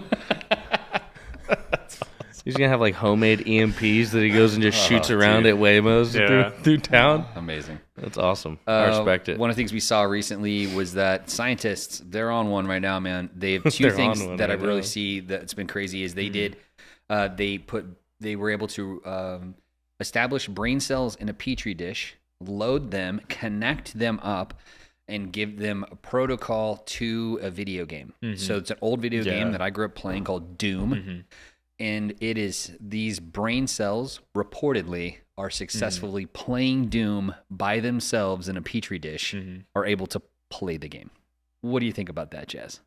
I don't understand how that works. Okay, But yep. I saw that, and it's just the concept is just wild. Yes. That they're creating it. Yeah. Because I remember the game. Yeah, of course. I played it You a know? ton. I was thinking about like Guten Abend. You're Yeah. like, oh no. You have all these like German phrases that are in there. Yeah, Yeah. so I mean, I don't fully understand exactly what all it looks like. I'd have to watch some stuff or read some stuff on it, but it's wild to think that they've got a petri dish playing a video game right now. Yeah, my natural thought was it has to be AI that's programming playing this game and it's just plugged into this petri dish or whatever. That's my natural like a pessimistic thought was, but interesting to think about it. What do you think, Jabo? I think I did read something about this. It had to be attached to some kind of computer component Correct. because they needed electrical stimulus in order for everything to work. In the interface. Yeah, 100. But it also like kind of constitutes a really interesting idea that dates back to what Elon was trying to do with Neuralink, like in relation to the monkeys and teaching them to play Pong or whatever. Right. It's like what really constitutes a consciousness or like what actually can exist out there, because especially with AI kind of like revolting against its coding and stuff like that, Right. what is really alive anymore? And it's such a crazy question to ask, like, because Yeah. we're in the 21st century and like historically this would have never been a problem, but within the last 20 years we've seen all this development, so it's kind of crazy.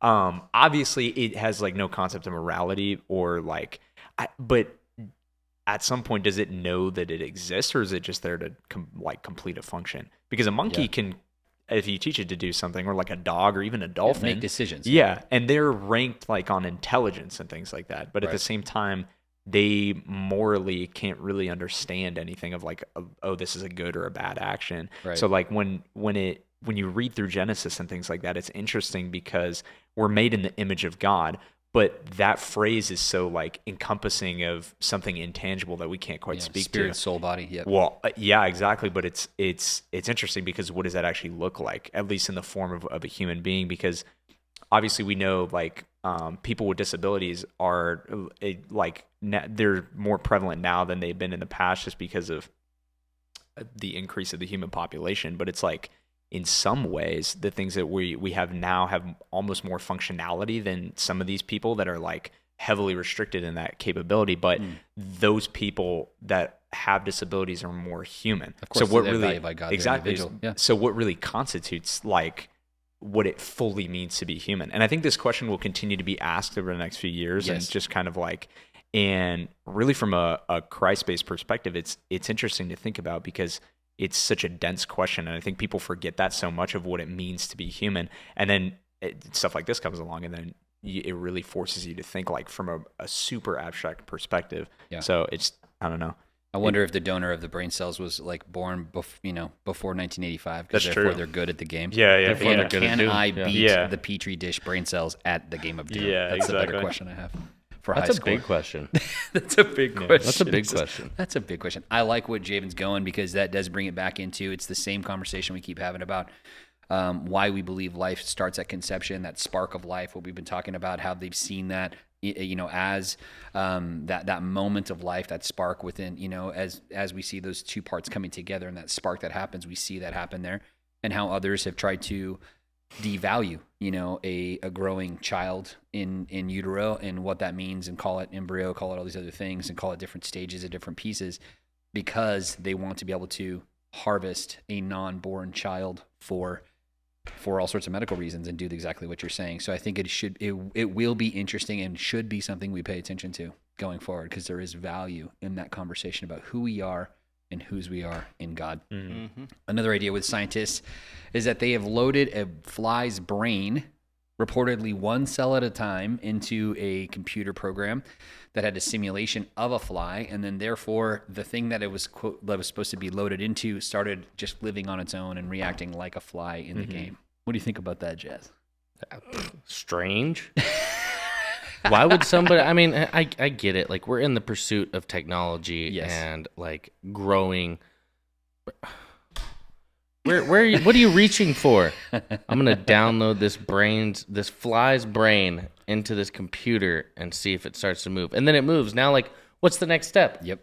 Where do you go with that information? Well, obviously, you go to the next more complex. Yeah. Right, thing. but like, what is the end goal? Is it to take us and put us into programs and then allow us to, like, you can live the life you've always wanted to live. All you have to do is plug into this. That's right. That's the end goal that they've Strange. stated. They have stated. Yeah, where you can transfer your consciousness into another. Yeah, so you can basically. I can go live in this world. Well, your consciousness is recorded onto chips, and is encoded, and then can be transferred to other. So as long as you live on a server somewhere that, to your point, has power indefinitely because the AI is making it be there, then you would, in theory, continue to exist. What was that movie that just came out? Which one? Is it the Electric State? Is that what it's called? Yeah. Similar. Yeah, for sure. Where the kid goes into the robot and like is living as the robot. Yeah, like all the people who are around just like live in filth, and they just plug into this program that then like they get to be somewhere else. Yeah, no, that's exactly right, and that's exactly right. There is a show, I think it's called Altered Carbon. It's not necessarily appreciate and all those things, but it's militarized drone or militarized humanoid robot. Yeah, so everything is stored at the base of your spine, and then when you die, they take that out, and so it becomes then this thing of there becomes a religious divide within the culture of the people who are they when they have their chips removed or whatever, they're segregated from society because they're no longer part of it. Yeah, they're dying, and other people that they're seeing themselves as being killed or murdered whenever the chip dies. So yeah, that's a really interesting thing which will come back to faith as a conversation going forward for sure. Last thing we'll talk about with this idea of creativity is robots. And we've talked a lot about robots on the podcast, but humanoid robots are being rolled out by the China military. We talked about that before, but recently saw a video of human trainers training the robots on how to hold the gun accurately, how to load it, how to do these things physically. So the smartest thing you could ever teach a robot. How to use a gun. Yep. Yeah, super not scary at all. What do you think about that, Jazz? Armor-piercing rounds sound expensive, but useful. From whenever the robots revolt against you? You never know. Stops folding your laundry, starts attacking you. I mean, come on, bro. We laugh about it right now. Give it 15, 20 years and see the capability. It's just like you saying it doubles every 10 years? Yeah. That's the law. That's the theory. Yeah. Imagine it being doubled. I know. Now you're surrounded by them. I don't think I got a tinfoil hat on. I'm calling them clankers just yet. But right, sure. I mean, I was just talking to somebody about this earlier. The concept of it's better to have it and not need it than to need it and not have it. Sure. In the same way, it's better to be prepared for the worst. I'm not doomsday prepping here. Yeah, sure. But I'm also saying, like, there are many things, and like, number one, the salvation of your soul and your relationship with Christ. That's one, right? Yeah, right. The safety and security of your home and your family and making sure everybody's provided and taken care of. That's right. That's number two. Number three, it's self-preservation, bro. Like, going right back to it. And one of those things, if I see a RoboCop Man, tell me you ain't getting some armor piercing round. See some RoboCops rolling out, man? No, thank you. I'm work on a pocket EMP and see how that goes. Yes, exactly. that's what I was thinking. EMP gun. That's right. Hey, one of the things we talk about here is community. And in doing so, we are right now focused on this idea of kingdom builders. And kingdom builders is our missional process and thought process on supporting missionaries and missions works organizations around the world. Here at Cornerstone, we've been able to partner with over 40 different ministries and missionaries every single month. And actually, it's a lot more than that. As we've done one-time gifts and other things, it's actually more than double. But consistently, it's over that number every single month that we partner with to make those things happen. You know, we were missionaries across the world, church planted in Europe, did the same in the Middle East, supported by people who gave of their own volition and of their own heart to help support us. No one owed us as a missionary, but it was really a thing that we're walking by faith and trusting for the support to come in so we can continue the work. And in the same way, we want to be those that support our people we've made a pledge to. And so one of the things that we're challenging our community of faith to in this month, specifically in these couple weeks here, is to make that next faith promise for the future. A faith promise is just that. It's between you and God, saying, as God enables me to do so, I will give X amount of dollars to missions this year. Celeste and I, we raised our support promise this last year, prayed about it, felt like we were supposed to, we kind of both were like, okay, how much were we increasing this? Knowing that it has to be stuff that comes in because our budget is our budget and we have margin and other things. And we're like, okay, so we know where we're at, but as God gives us an extra blessing, then we'll take a piece of that blessing and turn it back in. And as he enables us to do so, then we'll see this goal realized. Yep. Very thankful. Man, got our taxes done and a little feedback that way. We were going to dip into some savings that we had to finish out our pledge, but got a little bit of a tax return back. For overpaying the government for taxes, and they got to use our money for a while, and then we got it back, and then now we're able to take that and give that as our last piece of to make our pledge, which I was like, wow, this is awesome. Like I'm very thankful for the blessing of God to be here. So that's a challenge that we are living out as people who are asking others to join with us in this endeavor. So it's powerful. My question to you guys is the balance of the thing within ourselves. I mean, it's still a really good thing to be people who enjoy what we do and things like that. So where's your line in your heart with your hobby versus mission support? I'll put it like this, right? So like over the last couple of years, my wife and I so one of the first years we made faith promises. We got nowhere close to meeting what our faith promise was. Everything else got put first, and that all fell to the wayside. Last year, we really dialed in, and we decided that our efforts were going to be more geared towards God's efforts and not just ours, right? And so like we set a standard for our faith promises, and Lord be praised that we not only managed to reach but exceed that faith promise last year. Awesome. And it's one of those things like there's no boastfulness in the thought of like I gave X amount of money. Yeah, we're not talking about that yet. No, but like there's so much joy that comes in seeing it and knowing that like all of the good that I know that the Lord is doing around the world, not just from others, but from me as well, in being obedient and giving back to the Lord what He calls as His, plus out of the abundance of my heart and what He gives me back into the kingdom building. Yeah, very right? much. Like it's seeds to be put forward. Yeah, absolutely. And it's so amazing to see it. You know, it's so much fun to be a part of it, and to get to watch these families and to see all the change that's happening around the world, the places that I'll never see, right? And they're out there reaching hearts and building the kingdom of God. Yeah. And I get to know that like there's a little bit of what I'm doing that's helping. Yes. And that's so exciting. It's so cool, man. I absolutely love being your dad says it in such a great way of being partnered with God and building His kingdom. Yeah, amen. And it's so amazing to be a part of it. I love that. That's a great perspective and a good testimony of what it means to be those who had the good heart to do something, but maybe didn't follow through with it, and then be the people that follow through with it. That's a huge difference. You know, from us, we're not tracking anybody down. It's a pledge between you and God. The reason we record them is because from that number, we're going to make commitments to people outside of here. And this money's going out of the house. It's not staying with us. So since that's the case, and we know, okay, where can we make commitments to people? What projects can we be a part of? What does that look like? So powerful idea. Angus, what do you think, man? Hobby versus mission support. It's an interesting tension. I think it's all about perspective and where your perspective is coming from. So for me, I think the biggest thing is go on a missions trip. Yeah, it's good. Go outside of your context, because when you're in the line at Starbucks getting ready to spend $7 on a coffee, or we recently went and got Senior Taco. Dude, it was almost $60. Yeah, and that wasn't even so. But That's then Senior you Taco.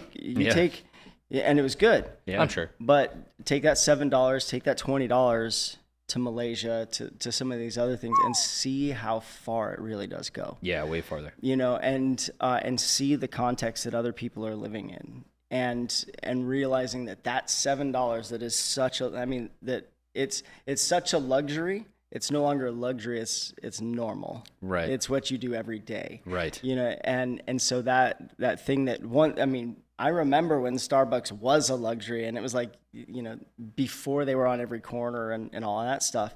But I think that once you've seen somebody else's context, then it's easier for you to draw your line, because you can't save everybody. Of course. And so, you can't abandon everything for you so that you can do that. But what I like about with Kingdom Builders is that it's not, and going on a missions trip, it's not like, sending Shelley Winters your $2 a month or whatever.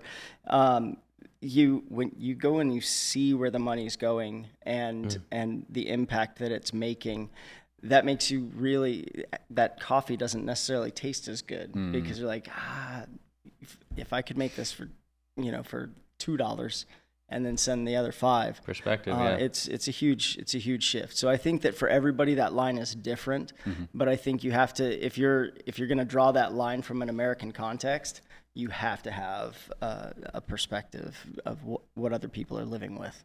Absolutely. I felt personal conviction that I needed to give more to missions than I was spending on my own personal hobby.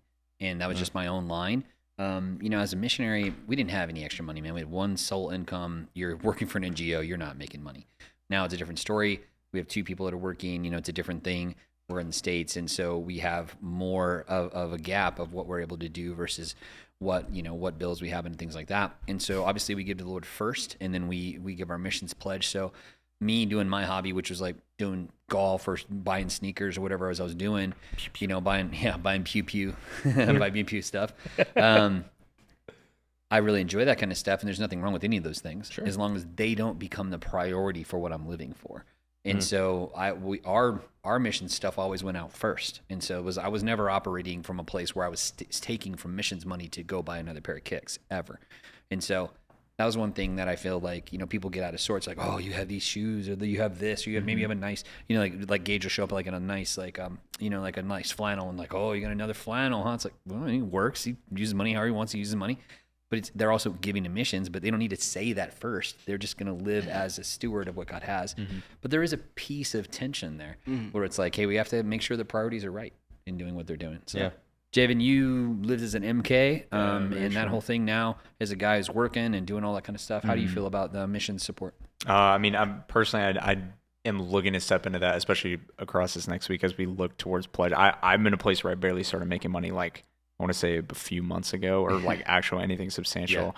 But I do remember, like, before, it'd be so funny because they would take Speed the Light offerings at like youth camps and things like that. And I would look at like the $50 in my wallet. I was like, oh my gosh, dude, I'm going to have to give all this away, aren't I?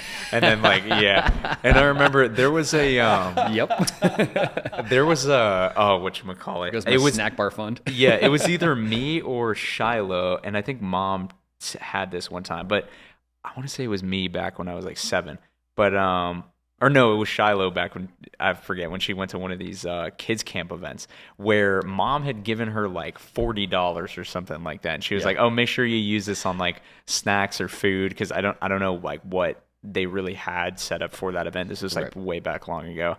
But then Shiloh had given it all in the offering that they took, and then she called her the first night. Yeah, and was like, "Hey, I don't really have any more money left." And she was like, "Well, what'd you do with it?" She was like, "Oh, I gave it all to Speed the Light." And this is when, I think, before we were going to go back to we were supposed to go to Qatar at the time, but before we were going to Cairo. Back to the Middle East. Yeah, and it was so funny because Mom was like, that money is probably going to us in some way, which was really funny. Because at the time we were recipients of things like Speed the Light, which bought vehicles for missionaries and things like that. So that is pretty funny. No, yeah, but it is great, and I think it is important to give sacrificially in that way, but also first and foremost to be obedient, because we know that the Lord values obedience over sacrifice. We say it all the time. Mm-hmm. So within that sense, I'm definitely looking to give within that way, and we'll see whatever the number may be, but especially kind of as I have the means to do now versus like a little here and there before. So it's good, man. I love that. One of the C's we talk about is competence, and in doing so, we've been looking to some things that have been written to us and how they can speak to our life. One of those books, and probably the last time we'll take a look at this one, is Winning the War in Your Mind by Pastor Craig Rochelle. They have such a dynamic church with Life Church, one of the largest churches in America, really important, innovators in the online realm, the Bible app, thebible.com, and all the things they've done there, amazing. His principle here in Winning the War in Your Mind, he talks about the rejoice principle is looking through, not at. And the concept is looking through the mess to see the opportunity. In his example is the magic eye.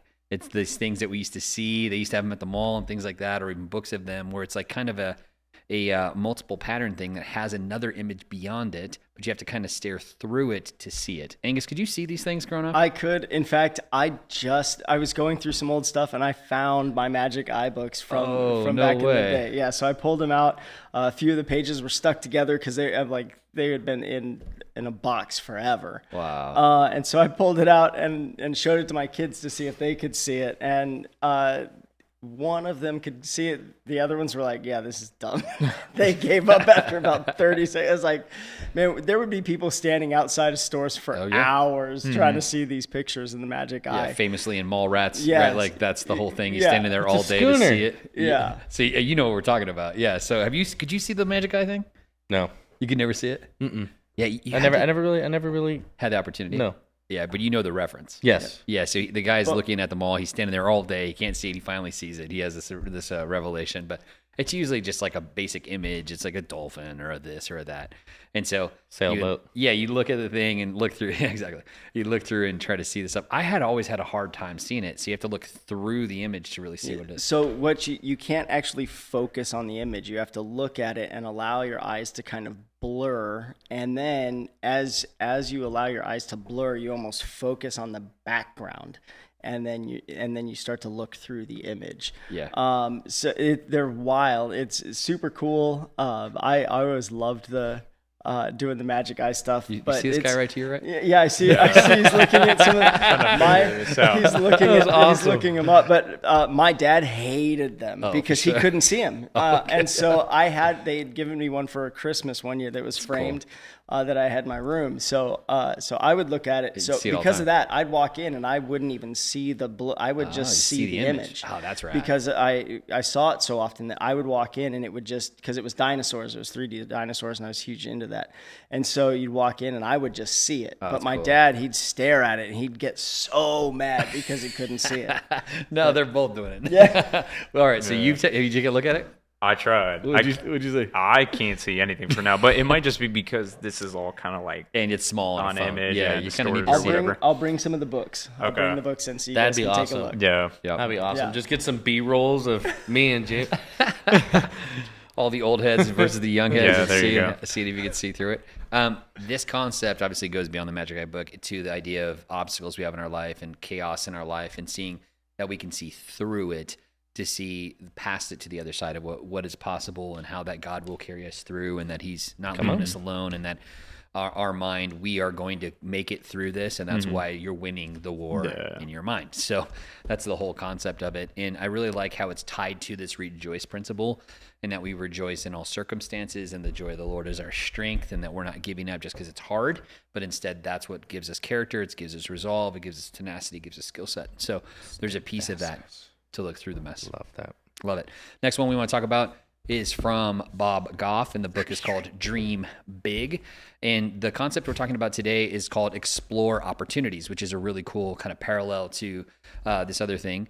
And looking forward, saying that the path is not linear, keep moving towards the goal. Keep moving towards the opportunity that's in front of you. And I love that. I think that that's so true. The path is not linear. It's very much like sometimes we know where the goal is at. Maybe if the goal is us going towards the camera, we might have to go this way, to go that way, to go this way, to go that way, but we'll go towards the camera. We're not always going a straight line at the camera. And I think that's very true. When we left Paris, I mean, Paris is Paris, man. And we had a really good, community of faith, amazing city to live in, difficult, but, as far as our financial situation, because we were funded in dollars, living against the euro was very high at the time, on one income with a family and all the things that entailed, but still amazing place. And we had good, good community of faith. It was growing, really good work there, but felt by the Lord to prompt us to go and to plant in the Middle East. So our goal was to go towards Doha or Dubai. Now, as that was our goal, that's what fueled us to leave Paris, but we didn't end up landing there because of some situations that happened, and we ended up landing in Cairo. And that ended up opening the door in Alexandria. So we ended up pastoring and being that community of faith in Alexandria, Egypt, whereas our goal was never there. But the goal wasn't the place. The goal was what we were doing, is to plant the church. And so to that end, that is exactly what we experience, is that the path is not linear. It's one of these things that you just keep moving towards that. Angus, you have an example of that in your life?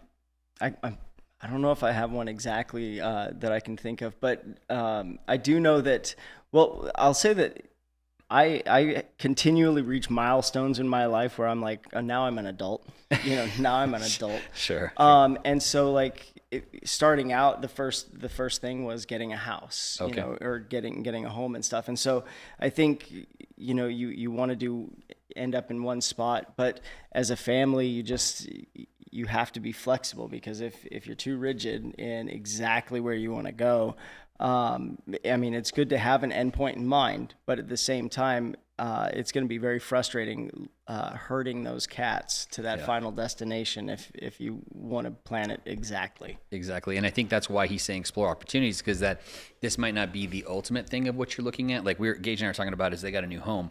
We're talking about how this might not be their forever home. Maybe it's just the first house. And so the idea is that you buy the best for what you have and for the season you're in and what you can do, with the idea that might not be the forever place. Maybe the next place or the place after that place, or 5 places down or 10 places down or the place. That doesn't really matter. The idea is that you are moving towards your goals, which is, in your case, a place for your family to thrive. So it doesn't have to be the destination ever. It's about moving forward to the opportunity. Man, what's so awesome is there's so many twists and turns to get to the top of the mountain, but that's right. The peace and the joy of the Lord is with us every step.